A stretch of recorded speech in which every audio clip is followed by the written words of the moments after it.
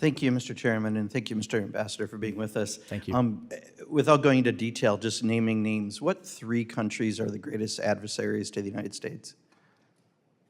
From a broader sense, I would Just refer. naming names, yeah. Well, I would refer actually to our national security, national defense strategy. Three names is all I'm looking for, not the narrative, please. That are working against us: Iran, China, Russia, North Korea. Thank you. Have you ever been to Cuba? I have not. You have not. Okay. No. Did you get a chance to read the report that came out this week from the State Department on Cuba, 95 pages? I have not read the entire report, but as a native Floridian, I'm familiar with the antics and you. adversarial Gotcha. But you have actions not of the read Cuban the report. regime. Gotcha. Can you explain to me, on July 7th, there was a vote in the UN to continue debate about the U.S. blockade of Cuba, and we opposed that, and we kind of had an embarrassing defeat, 136-9 with 30 abstentions.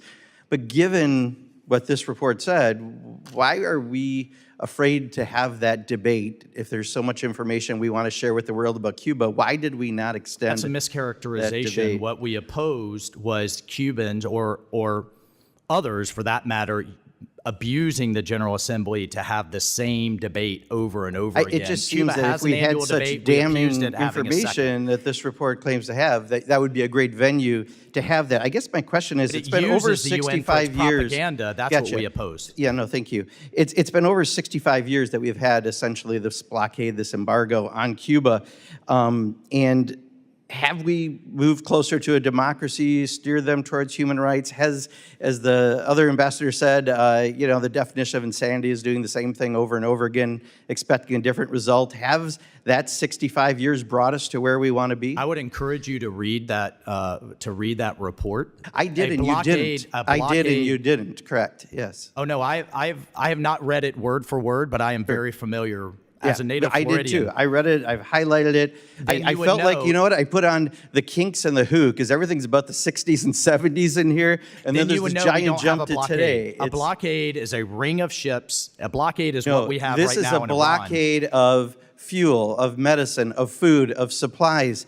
Even in war, we allow medical supplies to go through. We don't allow medical supplies to go through to Cuba. So my question is, the difference is they can't do you pay think for that it. we've had a They noticeable pay for it because change? of the corruption of the communist Okay, regime. can I just ask my question, please? Sure. Because I respect you were in this role, and so I'm just asking, do you think we've had a measurable difference in 65 years of the policy we've had?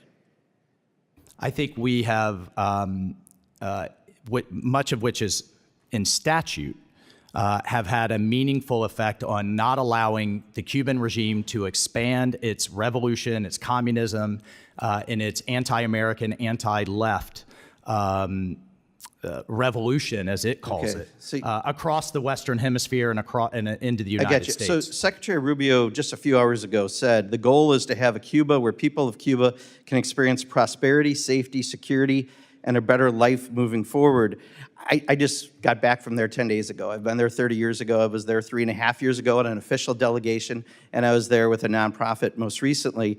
And what I've seen is a crushing of the Cuban people, and it's not a Cuban regime. Let me finish, Did you please. visit the Give me the prisoners? respect I've given you, please, because the rest of this drives me crazy.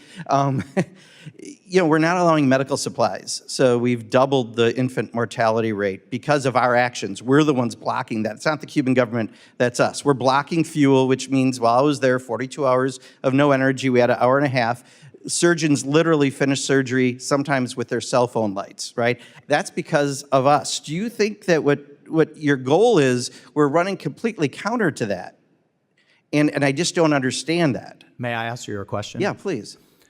But I would like 30 seconds at the end. During your visit, did you visit the private island from the Castro regime? Did you visit their private jet, which seems to have fuel to go back and considering forth? you've never been to Cuba, I'm not going to take your advice on where to go. I know, but considering, you've never been there, I'm not going to tell you how to groom your hair because I can't give good advice on that. I don't think I need your advice at Cuba. Are we going to have a military action against Cuba? It seems like that's what this report is setting up.